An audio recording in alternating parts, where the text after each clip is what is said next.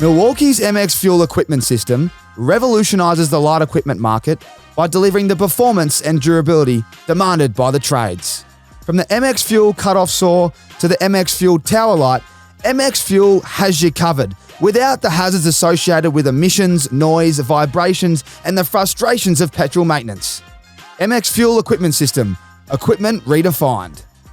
Attention sports fans, planning an overseas trip to catch your favourite games? Look no further than Sports Where I Am. They've got it all. League schedules, trustworthy tickets, and over 200 cities to choose from, all conveniently on one website.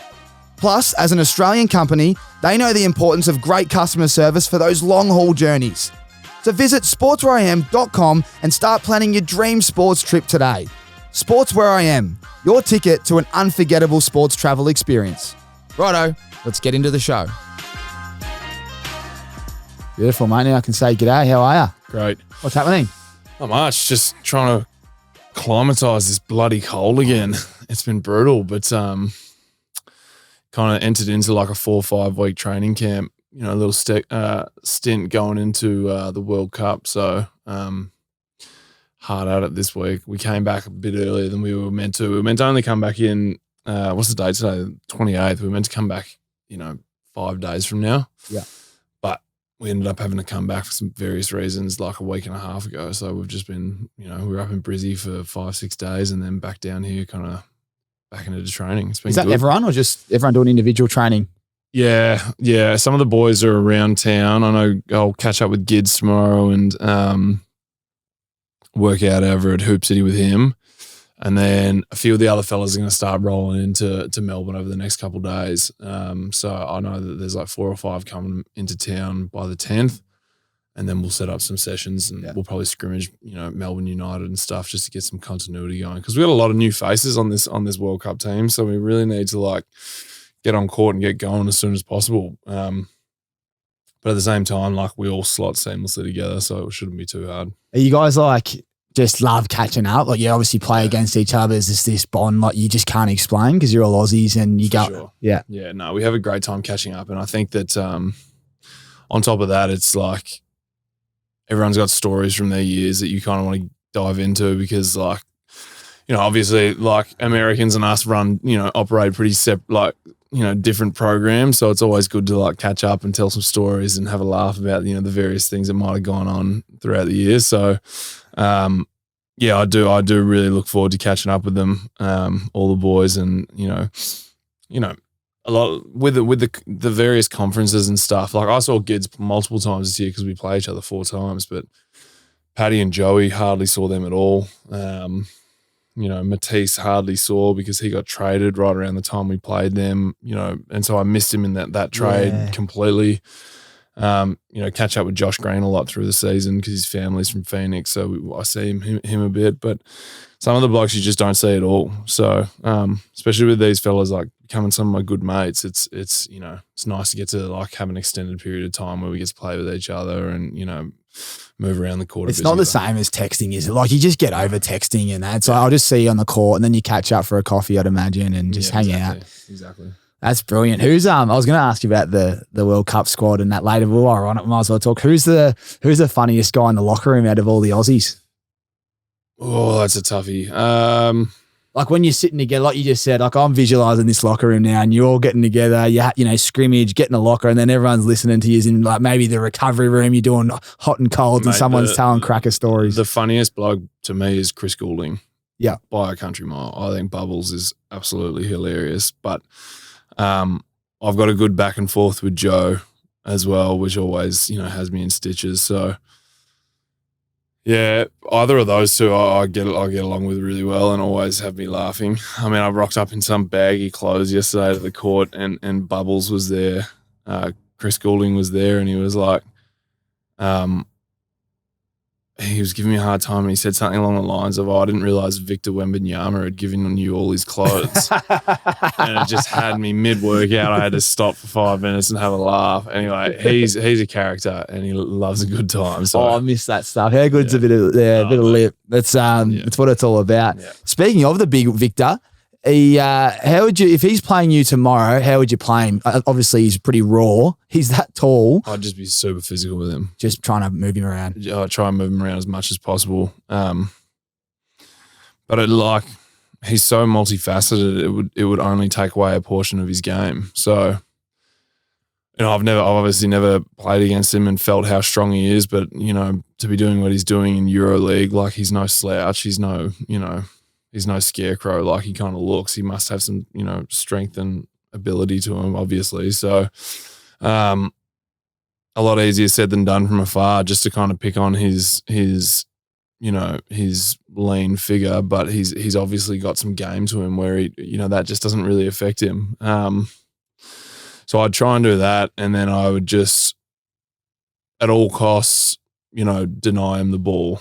With blokes like that, you have to just bite your ego and say, right, he's just flat out, he's bloody good. No matter how young he is, no matter, how skinny he is, he's just unbelievably good, and you're going to get scored on. And so it's just about making life tough. And for me, that would look like physicality. Yeah.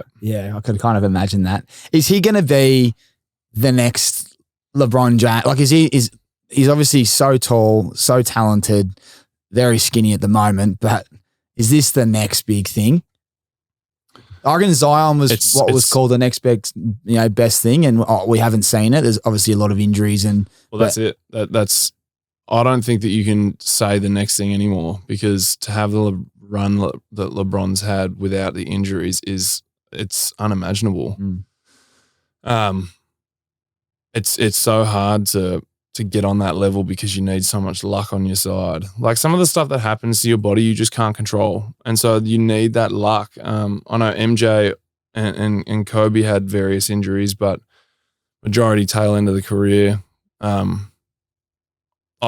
thing that separates MJ for me from the likes of LeBron and why I don't think anyone will ever catch him is he was able to do what he did and put himself on that kind of scale in such a short amount of time. And that's where it's it's just so dominant, is you see that I don't know how many seasons he played off the top of my head, but having the years off and retiring a little bit earlier than the likes of Kobe and LeBron did, I just feel as though to do it in such a short amount of time, it's kind of hard to catch that. So in saying that, I don't want to get into that kind of debate. Yeah. But everyone loves that debate. I know, but it's so stupid because the eras and the different styles and everything, it's impossible to compare. I know. We should just give them both a round of applause because we're so lucky to have had, and there's more than just those guys, but instead of trying to compare. Then it's everyone's trying to compare this 20-year-old bloke who hasn't really done, he hasn't done anything in his career yet. It's not fair. No. So he's obviously a freak of nature. We can all agree on that. But, to put yourself in that class, you have to win championships. You have to, obviously hold yourself at a high standard statistically. And you just don't know, because you never know how well the rest of the league around him is going to be crafted. If he goes through and has this phenomenal career but doesn't win a championship, then he can't be on that scale. He has to win multiple championships. So we'll see. Yeah, it's going to be exciting. The league's very exciting. Before we get into your season, I reckon your year's been crazy. When we caught up, mate, everything just turned and changed. There's probably been half the people that were there gone. And as you were discussing, that there's new ownership at the time, I think so. And that's traditionally when, change happens. But before we get to the Suns, because I've got a million questions and so does all the Aces, let me know, I want to know how it all started. What was your path to where you are right now? And not to go too far back, because you would have done 1,000 podcasts, but just a quick snippet for everyone that's listening and watching. Pretty much started super late. Started, really taking basketball seriously at 15. Somehow lucked out with a very funny story to get a situation with St. Mary's. Went through St. Mary's, didn't play at all for the first 2 years. Given the keys to the castle my third year. That kind of set me up for what I thought was going to be the NBA. Was nowhere near ready and recognise that now. So I went over to Europe, had a great season in Serbia, which probably set me up for, where I'm at now. Lithuania, didn't have as good of a year as I would have liked to, but it was solid. obviously COVID struck halfway through that year, so came back to Melbourne. Had a blinder year in Australia, won a championship, finals MVP, straight over to the Olympics, and then I obviously was a part of the bronze medal team, and was a big part of that. So since then, obviously made my way to the NBA after that, and got to San Antonio and had no burn. It was an unfortunate situation. I had concussions, injuries, all this kind of stuff that kind of kept me out for a rather large chunk of the year, and then found myself traded to Atlanta, and then traded over to the Suns for cash considerations of like $100,000, which is a pisser, and then contributed down the stretch in a semi-final of the West Coast of the Western Conference. So that's kind of where it's at now. Gearing up for the World Cup, Olympics next year. Contract hopefully in the next 3 or 4 days. So it's going well. I love how you've recapped that, because I've got plenty of questions to intercept there. I know that you were huge in the Western Conference final. It's you're playing against Jokic, which, as we know, he's I've got questions about. Actually, let me just ask about Jokic. What's it like when you're playing him? Fun fact is, you played more minutes in the finals than you did regular season. That's a crazy stat. And when you're sitting on the bench, when we caught up, third string, second string, fourth string, depending on, I think there was a few people that they were trialing. Yeah. But then when the time comes, they put their best team out for finals to average more minutes in finals, to play pretty deep, and then come up against the best player in the league, in my opinion, and probably most. What was that like? And you certainly held your own. What'd you learn from that? Well, I think that the first thing to kind of recap on is the regular season of ours was so bizarre that we had 7 guys out at one time, 7 of our top 10 players out with injuries. So that didn't suit me. And this is probably why the San Antonio season didn't really happen as it should have, is because I've kind of changed my mindset to more of a role player of late, and I'm totally comfortable with that. And these guys at that time probably need someone who was going to produce a little bit more. So I was kind of slotting in and out of the lineup because they were like, geez, we need someone who's going to really, really produce. And that's just not what my role had been for the past couple of years. So I was having a hard time kind of adjusting to that. So then come the playoffs, when we've got our full roster and we're kind of rolling, and they realize crap, this guy can actually help us win and be a high level role player guarding Jokic, blah, blah, blah. It that style of basketball, when it's just win or go home, really plays into my hand, because that's how I've been kind of taught to play the game for a very long time, is win at all costs. So I think that the regular season is a little bit more relaxed, where it's if we win, we win. If we don't, we don't, whatever. We knew we were good enough and we were going to go to playoffs. So come playoffs, when it's really, push comes to shove and you need to win, that's where my game really comes out and speaks volumes for itself. So that kind of explains why that went like it did. But Yokes, obviously he's a special individual. It's interesting. It's interesting, playing against someone like him, because you look at him and you're right, I've got his number. But just the way that he runs around the court and operates, and the way that he's able to attack angles, and he doesn't have this crazy speed or vertical or anything, but he is he's quick, and people sleep on how quick and good of a defender he is. So playing against him, it was eye-opening. I was wow, I've really gained a lot of respect for this guy who's, he's already a 2-time MVP, who I should have respected, and I did. But I was I really understand now, because I'd never really played against him before that. Yeah. So playing against him was unreal. I learned a lot about myself, understanding that the conversation about me for a very long time had been that I wasn't a very good defender. And in that series, I definitely shut those people up. I think that I held him to the lowest percentage out of any primary defender in the entire playoffs. And people kept saying you're doing this against Jock Landale, you're doing this again. And it was now he's got to go up against AD. Well, he did the exact same thing to AD, and probably more efficiently. And then he went up against Bam Adebayo. And these guys are high level defensive players, but I think that there was just this stigma that someone was going to stop him and it was going to be easy. And you can't stop him. Like it's genuinely impossible to stop someone of that caliber. So that was nice to kind of be a part of and win out on like being the one who was able to have some success against him. But the success wasn't really coming from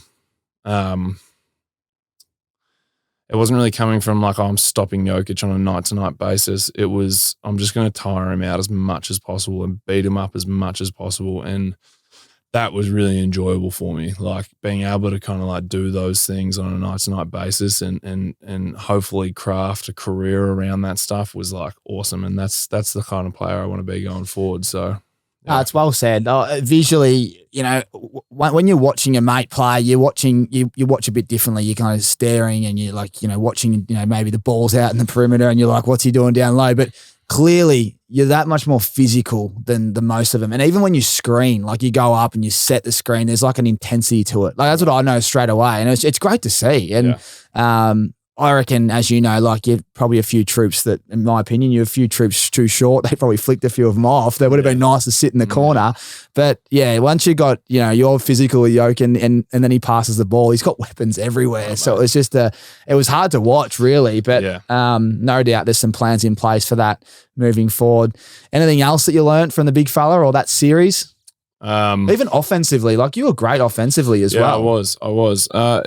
But that job was kind of easy, and it's nice playing with Book and K because I'm someone that doesn't need the ball in my hands a lot. I'm very capable of just like playing between the gaps and being opportunistic. And this was something that me and my mate always spoke about, was this idea of aggressively opportunistic.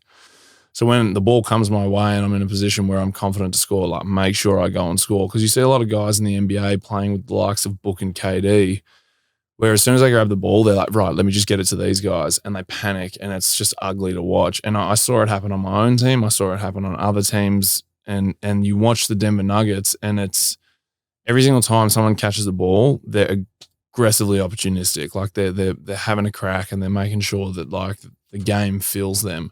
And I felt like that's where we kind of hurt ourselves a little bit, is we went to these guys way too much, and it's not their fault. It was just like that was the default in the back of everyone's head. Whereas, and that created this kind of ease for Denver to guard. Like it was like doubles having heaps. So they just knew that these two were gonna like probably score majority of the points, and they should.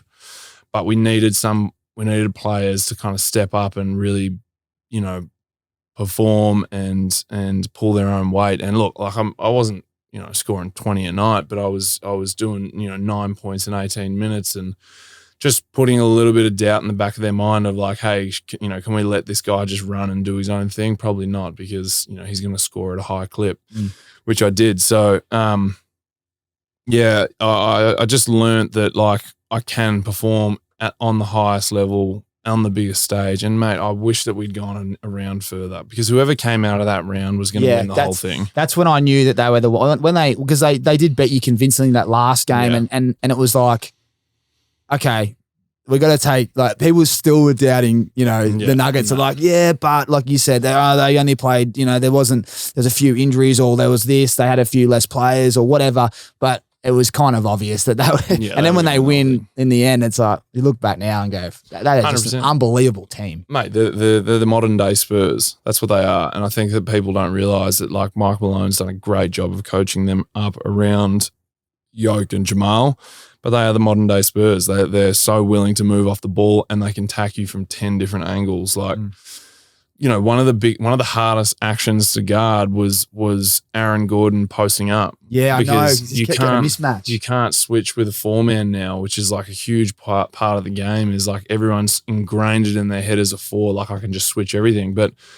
if we have, no disrespect to any of our guys, but if we have some of our guards switching on to Aaron Gordon, mate, it's hard. He's physical. Like it's really hard to stop.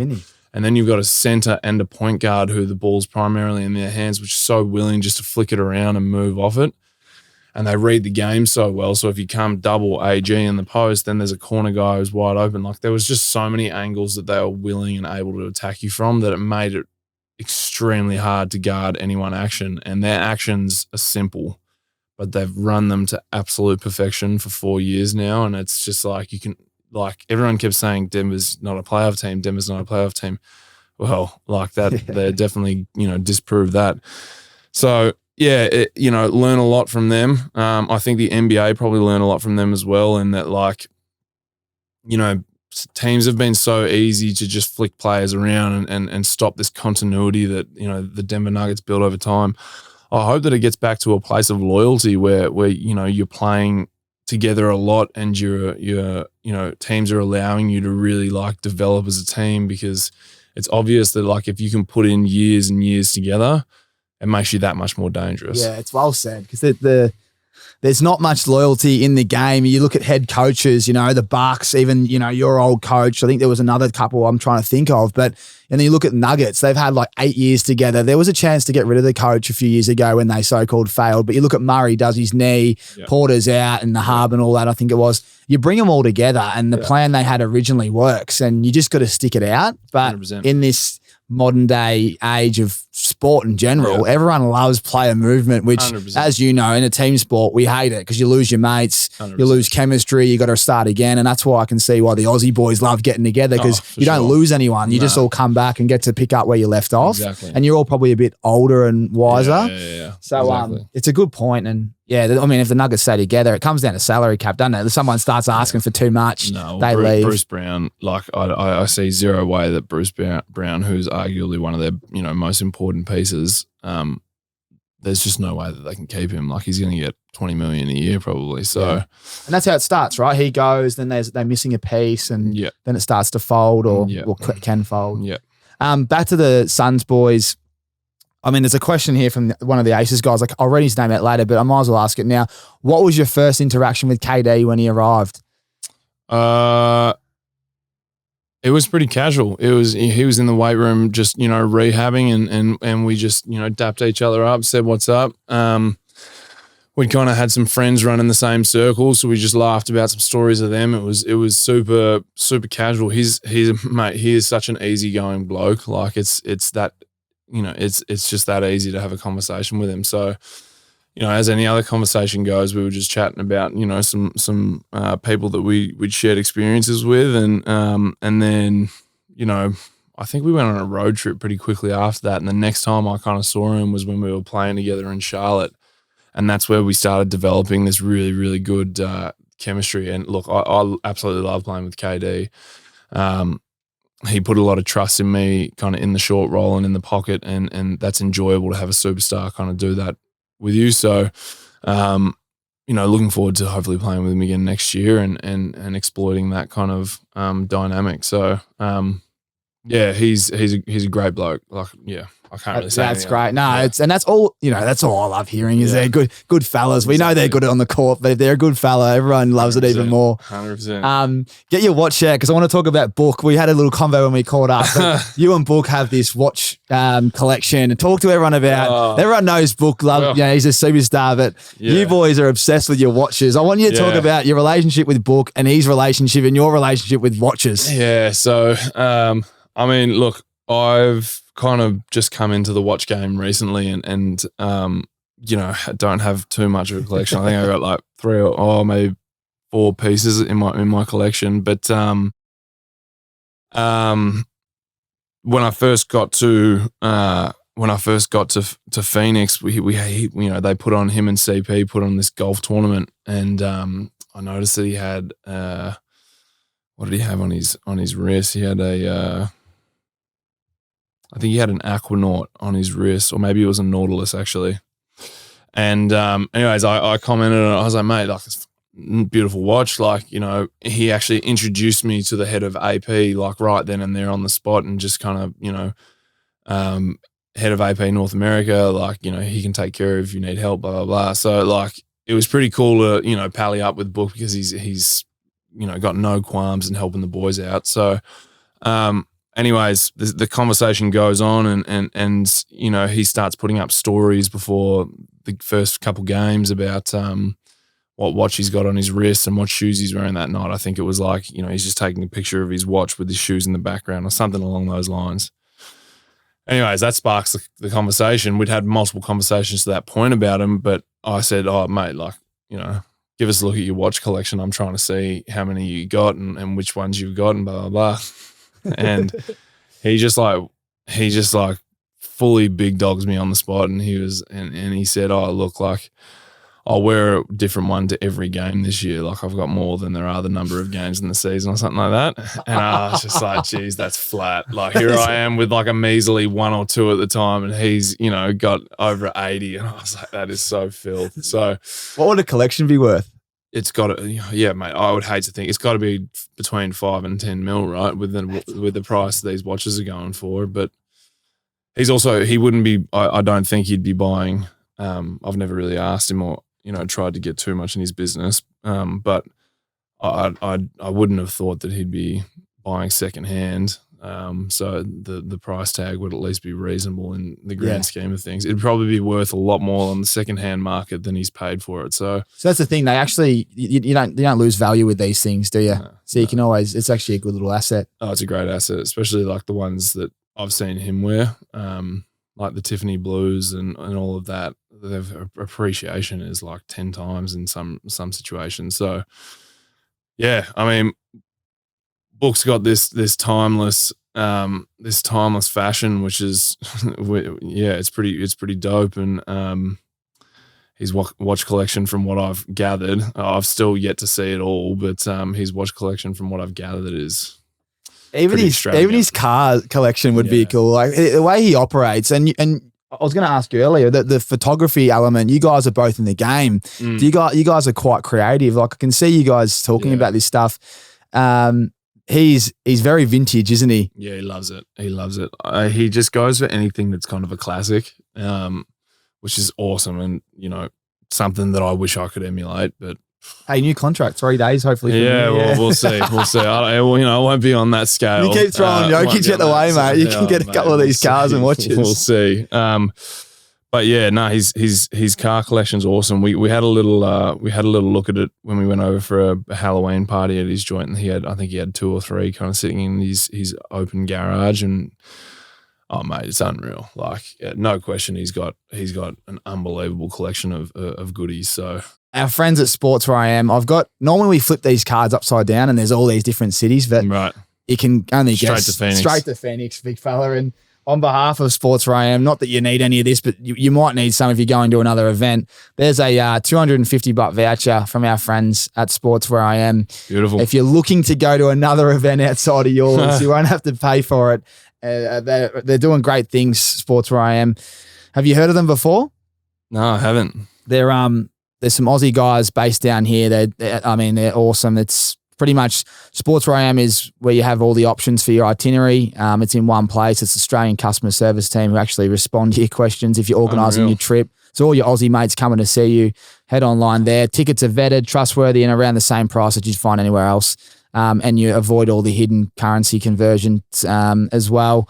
So yeah, if you want to book online at sportswhereiam.com and use our code ACES for 10% off so that you can go and see the big fella in action. Mate, get me that card back. There's about 10 options there of all the sports in Arizona. Which one would you go to? Obviously outside of your game. If you could pick one, what's the one you'd take your mates with your $250 voucher from Sports Where I Am? Oh, the Phoenix Open's a lot of fun. A lot of fun. I just missed that when we caught up, didn't I? Yeah. You've been to how many of them? To that one, I'd run that back for sure. Or I copped a ringing for for not knowing who the Coyotes were, so maybe I need to go on an ice hockey game and check out the Coyotes. I'm with you. I don't think I'd heard of the Coyotes, but the Phoenix Open is it's probably the coolest. Wild. It's the coolest event in golf. Now that Liv's coming around, there's a few things, but it's got to be one of them. I mean, the purists will say that it's the Masters. But if you're a casual fan like I am, it's an absolute festival. And you boys get looked after. You're walking around on the turf and shaking and everyone's getting around the Suns boys. I saw some footage last year. There's some opportunities for that. I'm much more about just getting amongst the people. So I walked around just with my mates and their partners, and we just kind of cruised up and down the courses and just walked in general admission and stuff, and it was wild. Oh mate, it looked wild. It looked wild. Yep. It's definitely it's a bucket list, and the Super Bowl's was the Super Bowl on the next day or the week? I think it was the next day. It was the next day. Yeah, that's right. It was it was a Sunday. Yeah, that's right. All you, because I remember you saying you've literally looked. I think your family just come to see you to go to the golf and the Super Bowl. Wild times. Well, there you go. So everyone, if you want to head on, and while we're on Phoenix, because I've been there and you helped me out, tell everyone where you'd stay if you're going to go to Phoenix, Arizona. I think the Scott was where you recommended I stay. The Scott's really good. Any local cafes, cool bars? Unreal. There's upstairs at Flint, which is a really good bar. Cafes, the Henry, Vintage Arcadia, two of our favorites. Do you I was just thinking then, does Book go out for dinners and have you been out with him? Yeah. So he does actually get out and about. And yeah, he gets out and about. KD is like, do these boys get harassed? They have bodyguards and all that? Yeah, they do. I mean, you have to at that level. I just, with the amount of, notoriety, and they're essentially celebrities now, you'd need it. So, yeah, I've seen them out for dinner a few times. Must be an experience. Like just seeing around the people with the looks. It's not bad. It'd be pretty unique. There's a few heads that turn. A lot more for them than for me. But hey, you're building. Yeah, building. Get in there slowly. So, yeah, it's a good time. I mean, at the end of the day, like, it's hard for me to sit here and like, get around kind of the hype of them, because it's like, to me, they're just good blokes, like regular blokes, they're mates. So, I try not to pump them up any more than they already are. You know what I mean? Yeah, so, you keep them level-headed. The Aussies have got to keep. They must love Aussies. I've heard a lot of things, but they love Aussies in a locker room. The way we talk, the way we act. Do they take the piss out of you a fair bit? Yeah, absolutely. They try to put on a little accent, like all of that. It's constant. It's constant. Brilliant. Mikhail Bridges is the worst. He gives it to me nonstop. I've seen you two go at it, and actually, let's talk about that. What was it like for you? Because I remember when we watched, I think he top scored that night, and even Cam Johnson, met him after the game with you, and then to see them just go, like you would, tough. It would have been like, what happens tough. There? Oh, it's just pretty much like, it's like, see you later. Like, I'll see you on the circuit pretty much. You're lucky enough when a couple of these boys go and you maintain contact, that's when the relationship's really real. But oftentimes it's, see you later and you don't hear from these people again. So, and that wasn't the case with them. They're stand-up blokes who I actually had like good relationships with, played golf with Cam when he came back to stay at his place in Phoenix. Mikhail and I are FaceTiming all the time about the World Cup because he's going to play. So, yeah, it's constant. Righto, big fella. So I was meant to intercept you at the Spurs because I have a story here from a great man, the Foz. He's a big Suns man as well. The Foz. Yeah. Am I meant to know the Foz? I don't think you know Lukey Forrest. He's, but you should, because he's a massive Phoenix Suns man. Right. And he goes, I need to, and he actually refers to you as the strap. Oh, well, do you get that all the time? All the time. I'd never heard of that, the Jock strap. That is hilarious. So all the Spurs boys referred to me as Strap. That was my nickname at the Spurs. That's amazing. I didn't really get it too much at the Suns. That was a Spurs thing. Oh, well, I love the strap. He goes, ask him about Popovich when he asked him to do a 5-minute presentation about Joe Biden. So there must be. Goes, yeah, I did do that. Can you talk to us about this one? Because I look at Popovich and think he's very old school, and I don't know if I'd be vibing with him. But he's got the runs on the board. I like the younger, youthful kind of coaches. Yeah. Talk to me about this experience you've had, because you're young and raw and So I walked into the Suns, the Spurs facility on the first day, and Pop coming up, giving me a hard time. There's a St. Mary's connection, an Aussie connection there. He loves Aussies. So, we were talking a bit, and, he kind of comes up to me so that was when I was in the treatment room, and then we go out on court and we practice as a team. At the end of the session, he comes up to me and he was like, right, Jock, you're going to do, just out of nowhere in front of the whole group, he said, Jock, you're going to do a presentation on this $3 trillion bill that Joe Biden's put in place for infrastructure in America. And I was just like, holy, that was a mouthful. Like, what's going on here? So anyways, he said, yep, you'll present at the end of the week. So I go home, pull out, I'm a journaling man, so I'm banging out all this information and presentation and blah, blah, blah, and I'm memorizing it, and, day goes by, nothing. 2 days go by, nothing. 3 days go by, nothing. So the end of the week comes and he hasn't said a word to me. I was like, this is bizarre. But I'd been told by Paddy that Pop will call on you to do random stuff like this just to test you. test you, break down the relationship a little bit, break the ice, all that kind of stuff. So Monday comes and he doesn't say anything again. So Tuesday I'm like, mate, Pop, like I've put in all this research on this thing and you just like hung me out to dry. Like, what's going on? Why aren't you having me do this? Oh, I just didn't even think you'd do it, to be honest. Right, I make the presentation. So on the spot, he was like, bang, make the presentation. I was like, well, now I've totally forgotten everything. So I'm there and I'm trying to like pull up all this information and, he's kind of like diving in over the top of me and like blah, blah, blah. And I was just like, oh, this is a mess. So anyways, he stitched me up big time. He did stitch me up. With all your boys losing it? Yeah. Yeah. They actually were, because I was like putting, my Aussie twang on everything and blah, blah, and they were loving it. But, it was essentially like when you get to the Spurs, you understand that there's a lot more to life than basketball, and he makes sure that we're constantly educated on like the political issues going on around us. It was just like he was constantly educating us and letting us know that there's more to it than just hoops. And yeah, that's pretty cool. Yeah, it's not bad. It's not bad.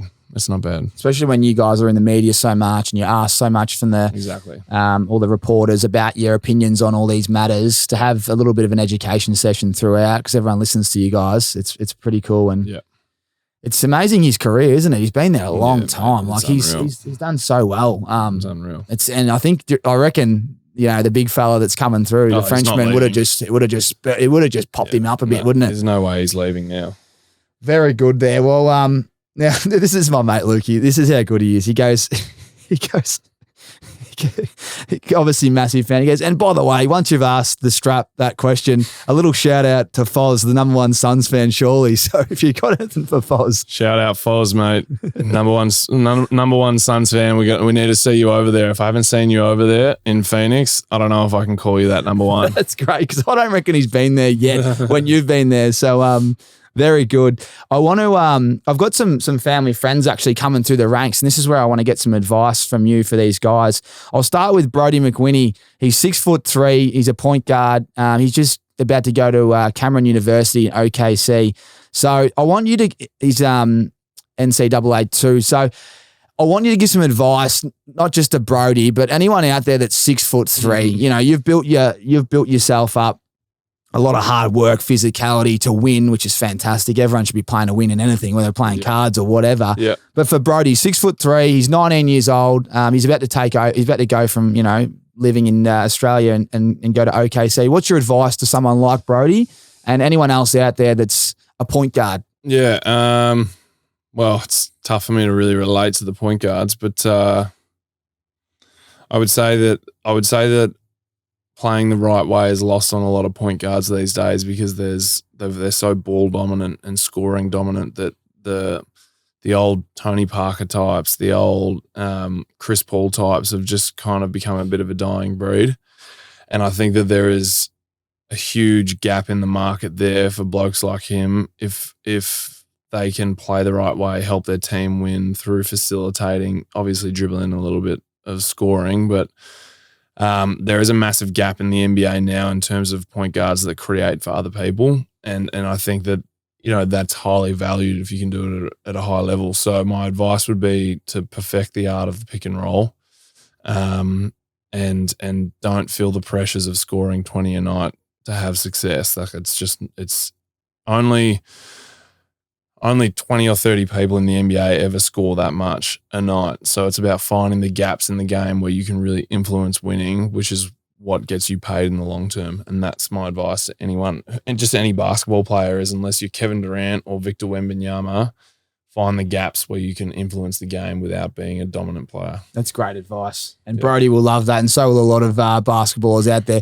You talk about nailing the pick and roll. Like what does it look like when you're at training? Is it partnering up with a center and just running these in scrimmages? Yeah, I mean, that's what we do. We drill options out of pick and roll, whether it's a throwback, whether it's a pocket pass, whether it's a lob, a late drop off. Like, there's so many actions that you can have out of pick and rolls, a little floater, pulling up behind the screen and shooting a three. Like, there's so much that goes on just through that one play, but that one play dominates 95% of the NBA these days. So, it'll be bloody hard to perfect, and I don't think anyone really ever perfects it as such. But it's something that's kind of lost. The art of playing as a facilitator out of the pick and roll has been lost a little. If I go back to Brody, if he was to watch tape of an NBA player at the moment, who would he be? Chris Paul. Chris Paul. Yeah. Best ever. Love it. Best ever. I got one more. So Lenny Fisherden, little shout out. He's 17 years old. He's 6'6". His old man Roy's 6'7". So he's going to be a monster. He's only 17. Currently playing at Eltham Wildcats. So shout out, Lenny. Keep working hard, son. Advice for the young fella. He's looking like being a bit taller. He's a bit skinny at the moment. He's still got to put on some weight. But if you think about, if you were 17 years old again, looking back on your career, or just advice for these guys that find themselves in that position, what's your advice? What should he be working on? And what does hard work look like for that kind of body shape? Yeah. I think not like jumping in the weight room too early is key. I think that stuff will really just evolve as your body does. But making sure that there's an emphasis on, if you're a lean fella, staying healthy. So whether that's mobility and smaller muscle group health and strengthening, like make sure you do that. The bulk will come when it comes. Like at some point your body will develop. But at a young age, it's all about on court. Like that's what I was like. I was just honing skills, because you get to my age and it starts becoming more about the body. So there's an inversion that happens at some point where you just, you need to take care of the body more so than the on court. So whilst you're young, make sure you're just like hammering everything home skills wise on the court, and then being patient with the body, because it'll happen eventually, and just make sure that you stay healthy. Any young kid, I just say, make sure you're healthy and you're on court as much as possible, which is a fine line to tread. Yeah, it is. Being available was a big thing that we used to talk about. Yeah, exactly. When you say skills though, like break these down, like you're talking to me, really dumb it down for me. Like what skills? Because clearly there's a lot of skills, but if you're 6'7", like Lenny's I think he's 6'6", but what should Lenny be doing with skills? Because you're at training, you're in games. What kind of skills are we talking about? Well, mate, I built a college career off a right hand jump hook, and that was it. Being able to play out of the post in college is such an advantage. So, having a jump hook to the middle, to the baseline, having counters to those is super important. And, it's such a progression. Like, I'm not even kidding. I go into a game and the first shot I shoot is a right hand jump hook. The second shot, I know that they're going to be expecting that hook, so I'd work with an up and under back to my left hand. Then I'm working, well, I think that they'll probably take away that jump hook, but they'll be ready for me to go back to that step through, the shot fake step through. So then what's my counter to that? Well, it's probably spin back to the middle for a right hand jump hook. So it's just understanding that like you can set up all these moves progressively. And that's what I used to do in college. It was like there was a progression and I went to it every single time to start the game. And that turned me into a 22-point a game scorer in college. So then you can, really start as a big, you need to have touch on the inside. And I think this day and age, all these big guys get so obsessed with being unicorns and stretching the floor. But mate, like if you can just be efficient around the rim, that thing is like, it's a slept on skill set that every single team needs. They need a guy who's willing to roll hard, finish around the rim at 60-70% clip, and then you kind of progress your game through the years outwards. And instead of getting obsessed with everything in the mid-range and the three, do what you're meant to do. Big guys are meant to live around the basket. All that other stuff is just add-ons, and that's kind of how I have always operated. I mean, you look at the best of all time in terms of the centers, the Oscar Robinsons, the Tim Duncans, the Shaquille O'Neals. It's all around the basket. It is all around the basket. So that's where everyone needs to kind of live. It's such great advice. I mean, everyone these days just wants to hit the three and, maybe the fadeaway and all this kind of stuff. But if you just keep lapping up the twos and, as you said, all these hooks, I was just thinking then, you made me laugh because I was just thinking about it, game day, Jock, you're in the game, Monty Williams is throwing you in, you might not be warm because you're sitting down, but that first shot must feel good if it goes in. 100%. And it's about making that first shot as easy as possible. So that's why I always start in and then I move my way out as the confidence and the body kind of get going. Then I'll start shooting some threes. But like when I was at San Antonio, I was pretty much told just shoot threes. Like pop everything, shoot all the threes out and that you can, and that's kind of going to be your little box that we're going to push you in. Mate, it was so damn hard to come into a game fresh off the bench after 12 minutes and start shooting threes. So I now just live around the basket, and then if there's an opportunistic three, I'll take it. But like, I think that's what people didn't understand is around the basket, I'm super efficient, and the Phoenix Suns gave me the ability to kind of get back to that, and they didn't realize that I had that. They thought I was just a pick and pop shooter, and then kind of works my way out from there. But it's well said because it's actually exciting because you just keep nailing the inside, and then they'll start leaving you alone on the outside. 100%. And when you start drilling them, that's when you're going to be, that's when you're really going to take your game to the next level, and confidence will be through the roof if you're hitting them as well. 100%. It's great advice, mate. I think, especially Brody and Lenny, family friends of ours, and there's plenty of young kids out there that, love hearing from someone like yourself. You're doing a lot of work in this space. Do you want to talk about, I think this podcast might come out after the fact, but you aren't just down here to train. You've got a few camps and it's pretty cool. I got a camp in Deniliquin, which is, close place to my heart. It's kind of where the family operates out of, and we've had a farm there for 180 years or something like that. Wow. So Deniliquin's always been really, really special to, in terms of places in Australia for me, and decided to put on a camp at the local facility there, which is, it's only 2 courts, so a lot of kids unfortunately did miss out, but we sold it out in like 12 hours or something like that. Epic, man. It was awesome. So we're gonna do a camp there eventually. This year will be kind of, it was put together with just the intention of like, hey, I really want to do a camp finally and just like get our feet on the ground and make sure that we can kind of like, get this ball rolling. So we're going to do it annually. Eventually the plan is that I want to take the proceeds from these camps and send a select group of 5 or 10 kids from the camp up to the Institute for a week and just give them that experience from, maybe not seeing that kind of stuff living in rural areas, and understanding that like just on the other side of a little bit of, commitment and success, there's this Institute of Australia, and I want to make sure that they understand that that opportunity is there for them if they go about their business right. So early stages, that's kind of the end goal of it all. But excited just to kind of start it and get it going this year. Mate, well done. I think that's when you're a good fella. You're giving back to the community, and also there's a lot of hope there for what an academy looks like, and give them a taste of. It's like anything. When you're a young kid and you meet your idol, whether it's at training, whatever sport it is, you start to open up your eyes and you go, oh, maybe one day I can get there. And if you can see what it looks like, it inspires them and keeps them on the right track as a young kid. And you're doing it for young kids, aren't you? There's an age gap. Sorry.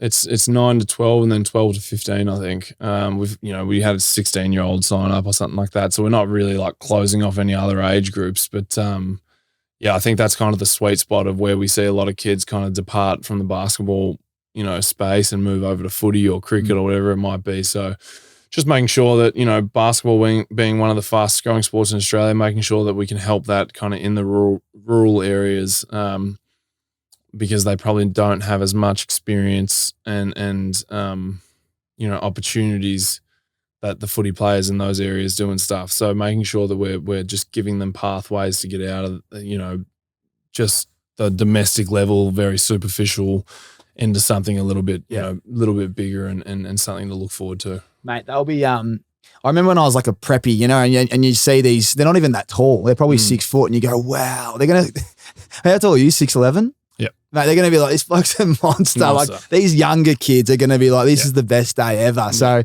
I'm looking forward to that. And hopefully when the footage is out, we'll, and any other help, this is what it's all about. We love promoting. I don't think you'll need help though. 12 hours of promotion. You might need to do another. You might need to do another one, I reckon. Well, we thought about it. We ran out of tickets so fast, and we had so many people message in saying, if anything comes available, let us know and blah, blah, blah.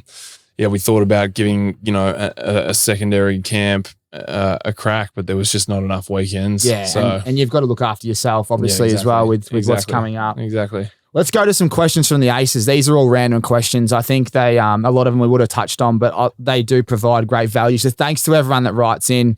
Righto, from Reese Cronin. Do you watch much AFL in the States, and do the American teammates get around it?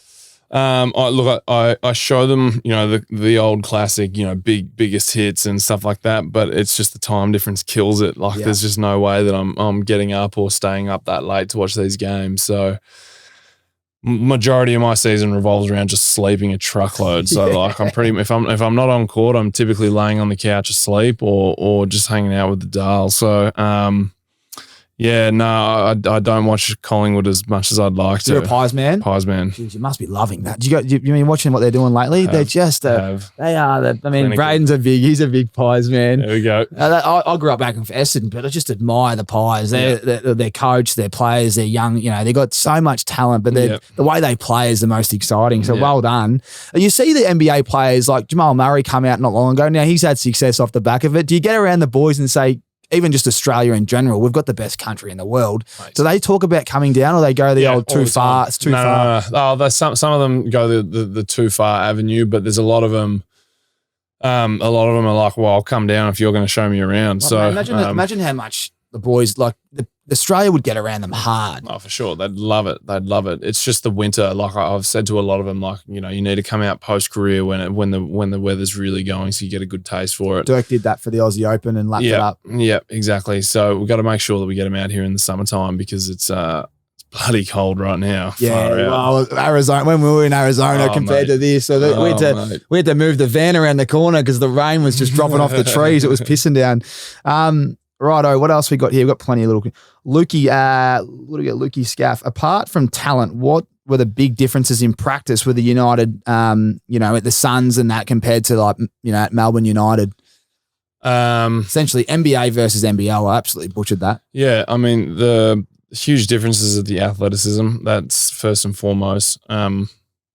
Skill levels, obviously, in terms of just natural ability, there's a big difference there, but physicality is not that far apart. Like the Australian game's extremely physical. It's just the pace of the American one is 3 or 4 times quicker. So obviously then you take into account kind of the rule changes and how big the court is in America. Like there's a lot more ground to cover. That's a lot harder to defend in the NBA. But I'd kind of put it down to those kinds of things. Nice. Noah Seeley has said, who's the funniest teammate you've ever had off the court? Who's the funniest teammate you've had off the court? Yes. So in the locker room. Chris Goulding's definitely up there with Melbourne United, or Mikhail Bridges. Campaign's funny.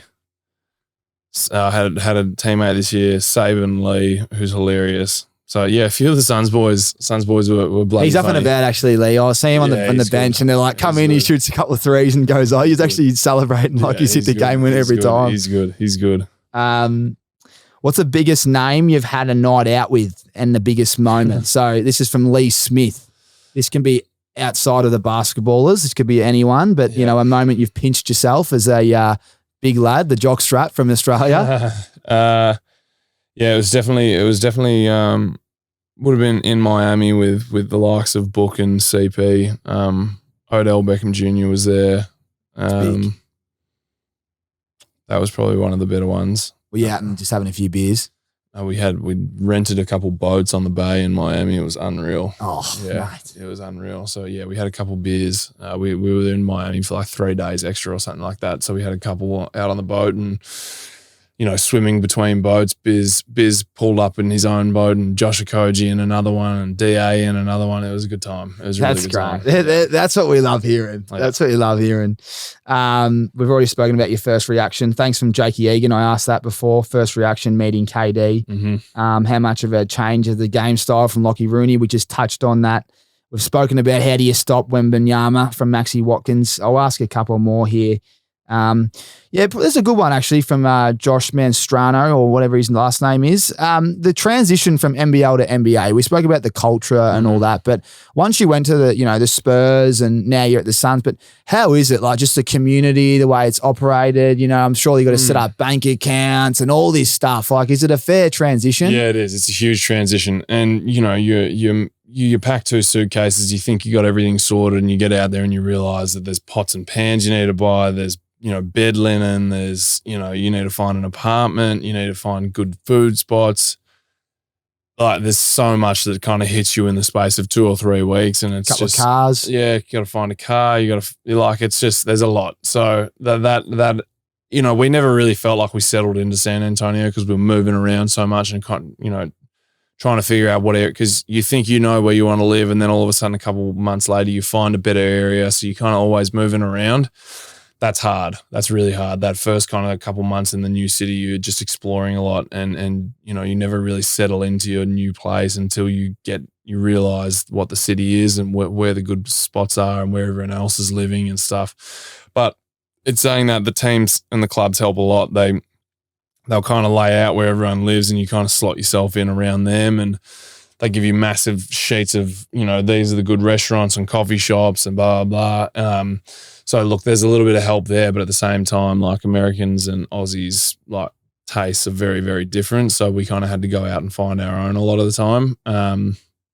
But yeah, that transition's tough. There's just a lot going on in a very quick amount of time. And whilst it's all happening, you're kind of trying to juggle, fitting into the team and meeting all the boys, and yeah, it's tough. So I'm hoping that I don't have to do that again for a while. Well, that's why a long-term contract would be so good. You can only imagine. I mean, I can't remember his name. He played for Denver, and as they do when you win, they put up all these cool stories. And there's blokes that have been on 1-year deals for 15 years and gone on undrafted, and then he finally wins a ring, doesn't play any court time. But you think, far out, that bloke deserves so much. He's had to sacrifice. You're talking 100%. About in season. You pick up, like, talk to everyone about when we caught up, you weren't expecting game time. Remember we caught up and you go, man, I wasn't expecting to play. Yeah. Just give everyone an insight to that day. I know you said you're up at 8 a.m. training, and then just give everyone a bit of an insight, because I found this unbelievable considering the intensity you were at 8 o'clock at night. Yeah. So we had some blokes coming back from injury or something like that, and typically they have an idea of who they're going to play on a night-to-night basis depending on the matchup. So I was told that I wasn't going to hit the court that night because of the matchup was better suited to Biz and DA rather than me and DA. So we kind of, we go into the facility, they say, yep, this is how we're going to run. Like, you should just get some burn in this morning so that you can kind of keep on top of your fitness and whatnot. So, I'm playing in the morning at 9 o'clock. We're getting up and down for an hour, playing, more than I'd play in a game if I was booked. Like, we're really going hard for a lot longer.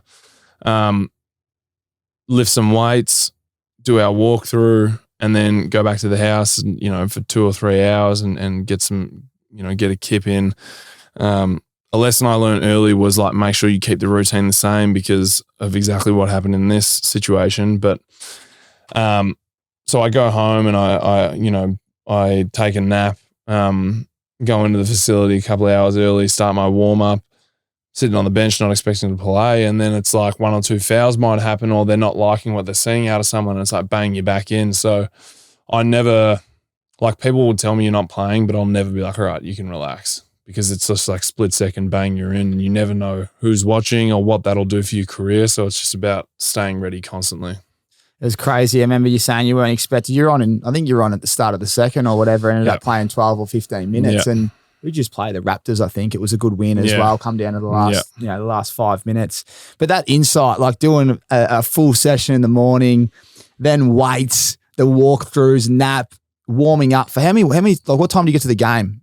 Oh, if we play at 7:30, I'm there at 3:45. Oh, that is a lot of people out there play sport and they get there an hour, maybe 2 hours for footy. We're there 4 hours. And what are you doing in the prep? Like, you guys hustle, like, are you doing a little bit of another workout? Yeah. So I'll typically jump on the table for like 20, 30 minutes and get the body kind of worked on and warmed up. And then I'll jump in the weight room and do like some activation, and I'll go and hit the court, and I'll be on court for 20, 30 minutes, getting like a pretty intense workout. And then I come back into the locker room and I'll sit there and I'll eat a little bit of food, have a drink of water, and then I go into the weight room and I lift again. So that'll be like my second lift of the day. Doing upper body?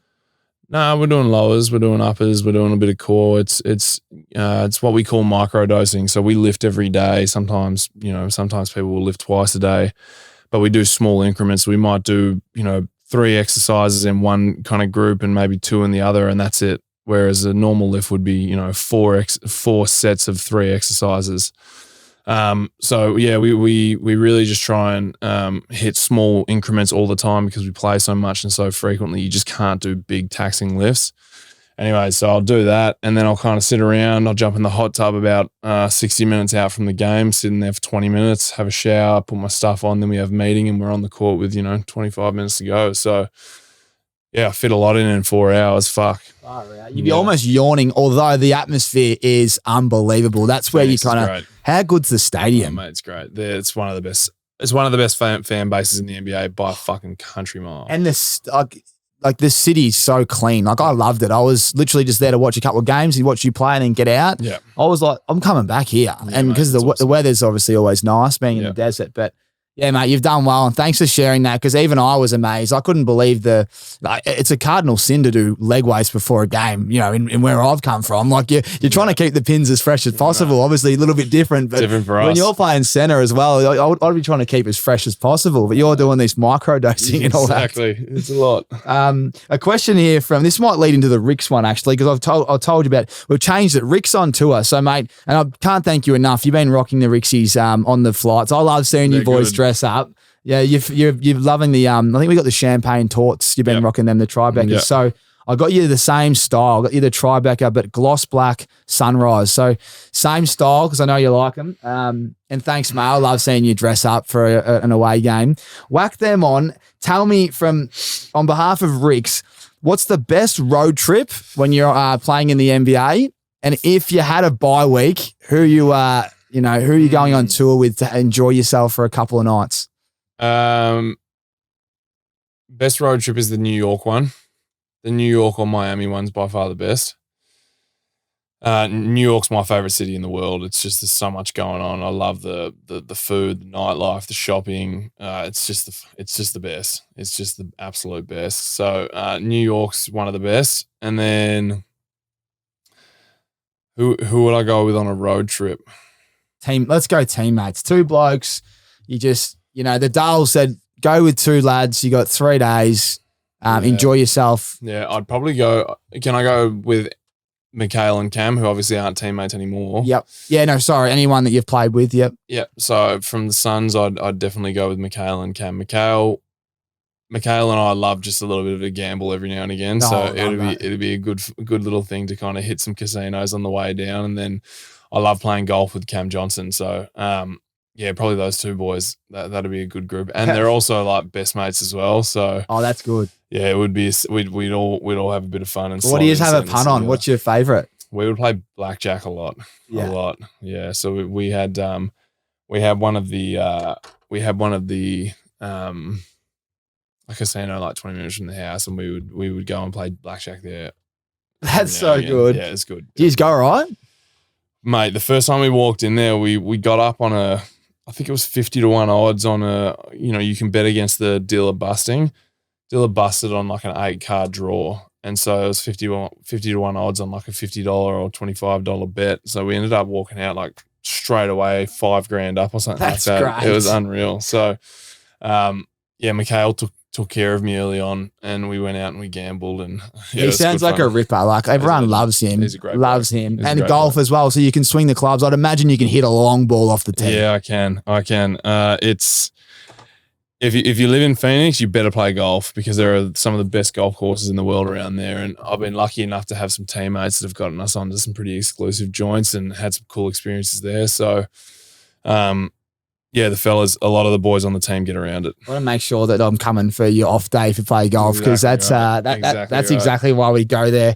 Mate, I just wanted to say thanks to everyone that's that asked questions. There's a few more here, but we've asked the big fella enough. It's now time to talk about the Boomers. Mm-hmm. Can we go all the way? Yeah, not only in the Olympics, but in the FIBA World Cup. Like, you guys think you can take the chocolates? 100%. I think the World Cup presents a really good chance to do it. Obviously, Wembanyama just pulled out of the French team, so they were looking scary, but that's a bit of a blow to them, I'd say. So it'll be handy to go up against them and get a big win. I think Hachimura just pulled out of playing for Japan, who was in our in our group, and they're bloody good when he plays. Like he's unreal. So we've had some big names drop out in the kind of in the race that would definitely come up against. America's put together a squad, but I like our chances. I definitely like our chances. So, mate, I don't see, like, even if these teams are putting together their best squads, which we will be, like, we'll be rolling out our best team. It's just, I always will take us against the world. So, yeah, we're going to be bloody good. We've got some young bucks. We've got some young bucks coming through that are scary good. So it's going to be. Any insight to the people that might not, who's the young bucks that you're excited? Dyson Daniels is going to be fantastic. He's a really, really quality basketball player, and I got the opportunity to see him play when he was 17 with Melbourne United. He's going to be awesome. Obviously, Josh Green is someone who didn't play much at the Olympics, and he is a phenomenal player who will get some good burn this time. Got his jersey, actually. Bought one of them in Dallas. Watched him. He's explosive. Yeah, mate. He's great. Great defender. Tough. Plays the right way. He's going to be a big piece of the puzzle. Obviously, Giddy just speaks for himself, so there's no need to gas him up any more than he already is. They've got to keep him there. Yeah, they've had enough of the time in the sun, haven't they? It's going to be, mate, shit. It'd be hard for a spot, won't it? Like I was looking at, the guards will be really, really hard. I screenshot the list before we come on, and now when you guys go into training camp, did you say it's 4 to 5 weeks of a group? Like you guys are all together? 4 weeks. 4 weeks. Yep. Is it full on? Like you guys are competing for spots? So the first week's a selection camp. So we have 9 days up in Cairns. I'd say 4 of those days will be used as a selection camp. And then the remaining 5 will be the actual squad putting together, the X's and O's and figuring each other out. And then we have 3 days break, we'll come down to Melbourne, and we'll play some tune-up games against some of these other teams. So it's really, it's 3 to 4 weeks of like preparation before the World Cup. But 2 of those weeks are used to play against other teams. There'll be some practice dribbled in there as well. But for the most part, it's just go. Yeah, that's awesome. And then when you think about the Olympics, like I know how proud you are to be an Aussie, like we all are, but the bronze that sits in the, in your bio on Insta, it's something that no one really can, not many people fucking go to the Olympics, but then to win a medal is off its head, and especially in the basketball category. Now, France, Paris, 2024, like right place, right time a little bit as well with this squad. Like, fuck, it's so exciting for Australia. And you guys must be just humming, like talking about all these things coming up. Obviously the Suns as well, like NBA is exciting, but basketball in general right now, it couldn't be hotter. Yeah, it's good. There's a lot going on.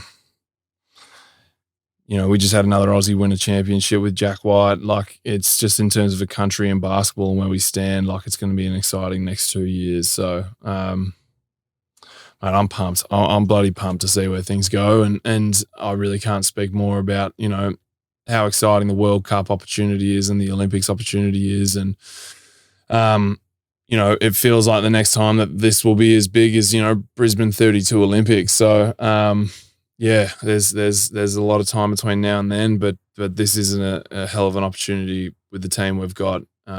Paddy and Joe getting a little older now, but I still think they're like well and truly in their prime. This is the next 2 years we can really get some jobs done. So, well, mate, I'm looking at this list, and every one of them's, I obviously love me NBA, but every one of them's played in the big stage, and it's like it said, it's a good list for the next 5 to 10 years, isn't it? It's great. It's like you're right. As I said, you're right in this. You'll be the big enforcer there. Just just fucking orders, I reckon, big fella. It's awesome, mate, and it's great to see as Aussies. We've got this. I know a lot of people talk about, but is NBL the second best league in the world? You've played around the world, obviously. Mate, it's so hard. Europe is bloody good at the top level. It's just such different styles. It's like comparing the eras of LeBron and Michael Jordan. The style in Europe is so different to the style. What's Europe like compared to NBL? It's slow. It's, like I put it like this: when the NBA and the NBL, you're just playing basketball. You're playing freely. You're moving the ball around. It's fast. It's up and down. In Europe, it feels like you're solving a mathematical equation, and it's so hard to dissect that defensive schemes and score the ball at a high clip. It's just bloody hard. So it's impossible to compare the two. That's all I can. I really can't speak. So it's actually good to. I mean, you've done it. It's good to get a taste of both, just to add it to your. Know that I can play at a high clip in all of them. I think is kind of a notch in the belt for me. So in terms of the style of basketball that the NBA plays, NBL's second to that. From an overall perspective around the world, I don't know if you can really compare them. It's just so different. Like some players in the EuroLeague would struggle to play in the NBL, but some players in the NBL would struggle to play in EuroLeague. So it's just like you can't really compare the two. Yeah. No, it's well said. I've never really broken that down. Mate, this is where, you're a humble man, but this is where our friends at Milwaukee, they provide us with some tools. And you've got, and I must say, I've stitched you up here. Like, how do I get a jacket that fits the big fella? You're 6'11". I've got you the large. They're out of, even I reckon if we had 4XL, what size are you with the hoodie? I'd be double X, triple X. Okay, well, I'll speak to Jimmy from Milwaukee, but mate, you don't come on empty-handed, as you know. Our friends here from Milwaukee, they provide the best. But this one's a heated jacket. It's obviously freezing down here. Not in the Roller Media van. It's actually quite warm. That's why you've taken all your kit off. But mate, this is yours. And if it doesn't fit you, we can give them a call and sort it out. I'm sure you've got some tradie mates that love the tools. Doug Bond from Bond Construction. I reckon I'll give this to him. The little fella can probably squeeze into a large. So Bondy will love that. Yeah. So let's talk about his company. What's it called again? It's Bond Construction, I think.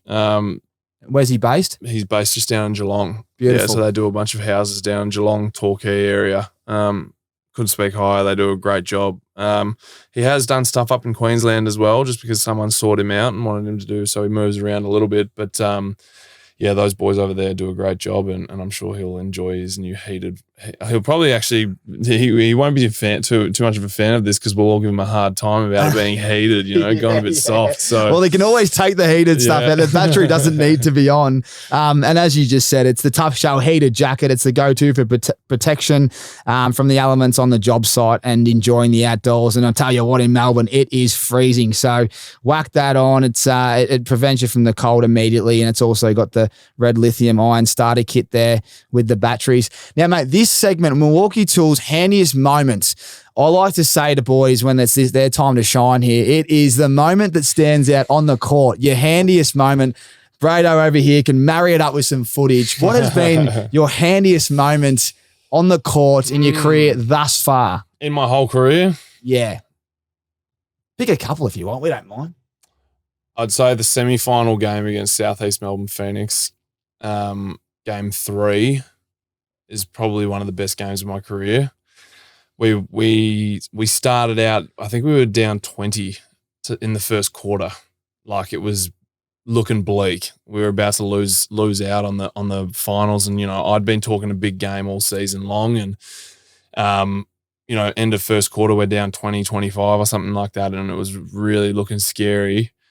And then I just had some success going forward. I think I missed one shot the entire game and ended with 27 points. So that's got to be single-handedly the one of the best games of my career. So game 3 against the Southeast Melbourne Phoenix in the NBL semi-finals.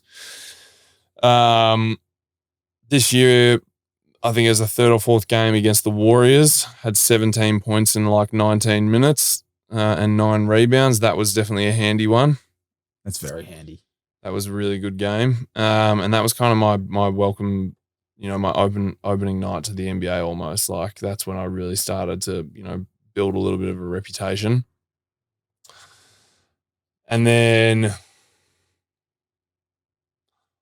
I broke a record at the Spurs, and I had like 30 points against the Indiana Pacers. One of the most efficient clips ever for San Antonio, but I just didn't really feel good about it, just with how the year was going in San Antonio. So it's hard for me to really gas that one up. That's still a big day. There's a few there. What about the one moment where you've done something? So in footy, we'd always talk about a goal, a mark, a moment. But in basketball, NBA especially, what's that one moment that you remember that you go, fuck, that was handy? I dunked on two blokes against New Orleans Pelicans last year for when I was with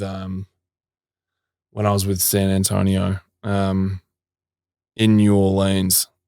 And I was like, holy crap, I can't believe I just did that. So that was definitely probably, awesome. I've got the highlight on the phone. Oh, we'll get it. So, we'll get it. That's awesome. What goes through your head there? Like, does it instinct kick in? Then you go. I don't even like think. register. I'm just like, I yell like an idiot and then I run down the court like, holy crap, I got to play defense now. So no, I don't even have a chance. It's next moment, isn't it? You can't really carry on. You got to get back on D. 100%. Oh, mate, that's brilliant. Now, I can't. There's obviously something sneaky over there that you gave me at the start, and I've brought a pen because when I went to Phoenix, thank you so much, mate. I appreciate this. So, and number 11, I used to wear 11 as well. Yeah, 11 at both clubs. Mate, I can't thank you enough for getting this. They weren't on the shelves. I don't think. No. I've got some feedback to the Suns. I reckon they got the best kit, like best jerseys, everything.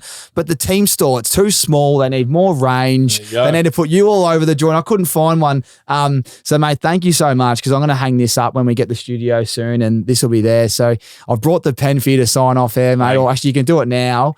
But thank you so much. Do you want on the front or the back? What do you reckon? I reckon I typically most people hang up the back with the name. Yeah, okay. Go the back then. Go the back. Keep the front clean. Actually, yeah, that's obviously obvious, isn't it? Thanks, mate. I really appreciate that. That's the Suns have got real cool kit, don't they? Yeah, they do. They have great kit. The black one's probably. Do you love wearing the black? You don't mind? Like I love the black. Yeah, the black's great for sure. Appreciate it, mate. And thank you so much for coming on. No stress. It's great to get Aussie ballers on here and just Aussies in general. But thanks so much for jumping on. And I wish you all the best. All the boys at the Boomers. It's going to be and all the good stuff, mate. Oh, easy, mate. Yeah, $250 voucher from Sports Where I Am and the Rixies. Mate, you just keep rocking them and you'll keep scoring. We're going well, but I can't thank you enough for rocking them. It's all, as I said, I love when you boys dress up and walk on the plane. Do you guys know that's coming? Like, we know it's coming, but I don't really like dress up as such. I just like throw on some kit and I know a lot of the other boys obviously dress up. Is there a day where you're like, man, turn the camera off, I can't be fucked today? Mate, I've got no qualms with just walking in like trackies and slides and like who cares, you know? Who's the one guy that's, because they all got their own stylist, don't they? Like not all of them, but some of them. So they're wearing outrageous kit every night. Yeah, a lot of them are constantly wearing outrageous shit. I've always thought, this is before I wrap up, but when you're wearing kit, like I think of a suit, for example, right? And it's just such an effort to put a suit on. And then I'd imagine you walk in, you take it straight off and you put your kit on. And then when you finish the game, you got to put that thing back on and then do a press conference. That must be so annoying. Yeah, it's taxing. That's why I just make it as easy as possible and get the fuck out of there, you know? Oh, mate, thanks so much. Appreciate your time. Stress, and all the best. Yep, appreciate it. Thanks for listening to another episode of Tommy Talks. We literally can't thank you enough for all your support. Speaking of support, Milwaukee's MX Fuel equipment system revolutionizes the light equipment market by delivering the performance and durability demanded by the trades.